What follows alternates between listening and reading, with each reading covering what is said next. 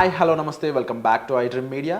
ఈరోజు మనతో ఉన్నారు ఏ పర్సన్ అయితే 30 ఇయర్స్గా లా ప్రాక్టీస్ చేస్తూ ముఖ్యంగా ఇమిగ్రేషన్ లాయర్గా స్పెషాలిటీ పొందిన రాహుల్ రెడ్డి గారు.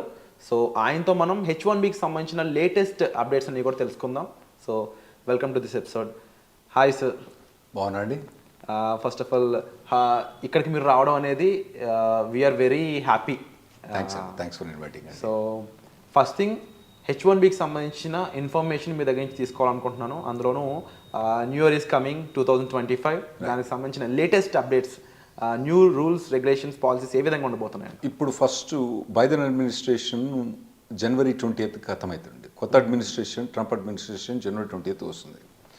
అయితే నిన్న వాళ్ళు ఏం చేసినంటే పబ్లిష్ చేసిన రెగ్యులేషన్స్, వాళ్ళు పబ్లిష్ చేసిన రేపు పబ్లిష్ చేస్తా అని ఫెడరల్ రిజిస్టర్లో రేపు పబ్లిష్ చేస్తా అని రెగ్యులేషన్స్, ఫైనల్ రెగ్యులేషన్స్ పబ్లిష్ చేసిండ్రు. సో ఇవి పబ్లిష్ చేస్తారు. రేపు పబ్లిష్ చేస్తే దట్ మీన్స్ ఇక్కడ నుంచి 30 days తర్వాత ఇవి ఎనాక్ట్ అవుతాయి. ఆ రెగ్యులేషన్స్ ప్రకారం ఏంటంటే ఇప్పటి నుంచి 30 days తర్వాత ఎనాక్ట్ అవుతాయి. అంటే జనవరి 17th కానీ జనవరి 18th కానీ జనవరి 17th ఇవి యాక్టివేట్ అవుతాయి. కొత్త రెగ్యులేషన్స్ అని వచ్చేస్తాయండి. సో ఆ తర్వాత ట్రంప్ గవర్నమెంట్ రాబోతుంది. అవునండి. సో ఎటువంటి చేంజెస్ ట్రంప్ గవర్నమెంట్ చేయలేదంటారా? చేయొచ్చు. రెగ్యులేషన్స్ అనేవి ఒక ప్రాసెస్ ఉంటుందండి. ఇప్పుడు నార్మల్గా లెజిస్లేషన్ అంటే లా అన్నది కాంగ్రెస్, అంటే మీరు ఇక్కడ పార్లమెంట్ అంటారు, మేము కాంగ్రెస్ అంటాం. కాంగ్రెస్ పాస్ చేస్తుంది అన్నట్టు. అయితే కాంగ్రెస్లో అంత ఈజీగా ఏవి పాస్ కావట్లేవు. ఎందుకంటే కాంగ్రెస్ అక్కడ మాకేందంటే మెజారిటీ కావాలన్నట్టు. మెజారిటీలో 2 houses ఉంటాయి. ఇక్కడ మనకు ఉన్నట్టు లోక్సభ, రాజ్యసభ ఉన్నట్టు మాకు అక్కడ హౌస్ ఆఫ్ రిప్రజెంటేటివ్స్, తర్వాత రాజ్యసభ మీకున్నట్టు సెనెట్ ఉంటుందండి. అయితే మీకు ఇక్కడ ఏంటంటే లోక్సభలో, రాజ్యసభలో మెజారిటీ ఉంటేనే సరిపోద్ది. అక్కడ ఏంటంటే ఇప్పుడు ట్రంప్ అడ్మినిస్ట్రేషన్ వచ్చేటప్పుడు మొన్నటిదాకా డెమోక్రాట్స్ మెజారిటీ సెనెట్లు ఉండే, కానీ హౌస్ ఆఫ్ రిప్రజెంటేటివ్ వచ్చే మటుకు రిపబ్లికన్స్ ఉండే. అయితే జనవరి 20th నుంచి 2 కూడా మెజారిటీ రిపబ్లికన్స్ ఉన్నారు. ఏది ట్రంప్ పార్టీ వాళ్ళే. కాకపోతే ఏంటంటే సెనెట్లో పాస్ కావడానికి ఏదైనా bill other than finance bill కావాలంటే దానికి 60 votes కావాలి. 60 votes కావాలంట. దాన్ని ఫిల్ బస్టర్ అంటాం మేము. అయితే వాళ్ళకి ఇప్పుడు రిపబ్లికన్స్ ఫిల్ బస్టర్ ఓట్స్ లేవు అన్నట్టు. అయితే వాళ్ళు రిజిస్ట్రేషన్ పాస్ చేయలేదు. అంటే ఏదైనా రెగ్యులేషన్ ద్వారా పోవాలి.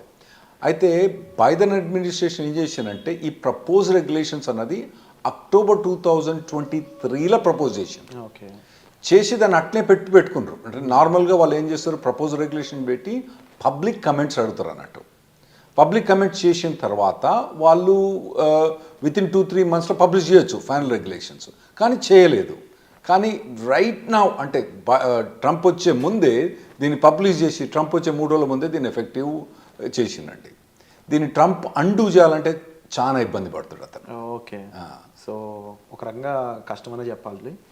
సో ఈ H1B రిక్వైర్మెంట్స్ అనేవి ఏ విధంగా ఉండబోతున్నాయి, ముఖ్యంగా జాబ్ సీకర్స్కి, అందులో థర్డ్ పార్టీ ప్లేస్మెంట్స్లో ఏ విధంగా ఉండబోతున్నాయి అంటారు? మనకి ఇప్పుడు H1B రెగ్యులేషన్స్ అనేది దాదాపుగా 30 years నుంచి మేజర్ మోడిఫికేషన్స్ ఏమి రాలేదండి. కొద్దిగా LCAలో కొద్దిగా మోడిఫికేషన్స్ వచ్చినాయని, కానీ ఈ మోడిఫికేషన్ మాత్రం రెవల్యూషనరీ మోడిఫికేషన్స్ అని చెప్పొచ్చు అన్నట్టు.